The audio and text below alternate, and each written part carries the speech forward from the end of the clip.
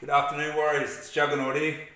Over the last couple of weeks I've been putting up a few videos of an afternoon working my heavy bag, my speed ball and going through my harness and Muay Thai drills. One I've had the most attention from was the one I put up last week, working my accuracy and my speed on the heavy bag. With a heavy bag it's very easy because it only moves at the bottom. It's a good way to get your accuracy right, but you just got to remember that it doesn't move like a normal person. Your focus pads, your forward to ceiling ball, your speed ball and your sparring is a bit more advanced, but if you're only starting out, it's going to give you some tips of what I've done over the last 20 years to get my hand speed to where it's at today, and what I do to work on that regularly, as it's very important to keep practicing, keep maintaining it, and it just gets better and better.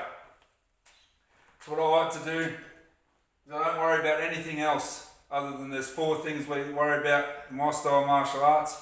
It's timing, accuracy, angling and distance. If I know I'm hitting that E every time, I know my accuracy is right. If I know that I'm just touching it with that bag moving, I know my timing's right. If I'm just touching it, I know my distance is right. If I'm getting that E every time when I move, no matter what angle I move, I know my angling's right. So I like to work on those things.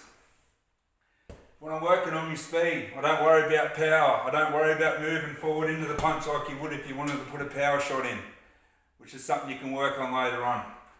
I just work on keeping straight. The only thing that moves is my shoulder and my hands, and I want to get that hand out there as quick as I possibly can. So the most important thing is though, when you're throwing any sort of punch, is that you don't want to throw a fast shit punch. There's no point throwing it out there as fast as possible and then dropping it down here and copping one and getting knocked out. So you want to stay nice and light. It's got to go out on the same come back on the same railway track, as the one that it goes out on. So if it's going out there, it comes straight back. So I like to stay nice and loose, keep everything loose, my shoulders loose, my hands are always up. I don't stand here with a tight fist, I don't touch, I only just close my fist when I'm touching that bag. So I want to get it out there as quick as possible and back as quick as possible. And I work on that. I don't work on power. I know that if I'm hitting that E every time, that everything's right. So I just go from here.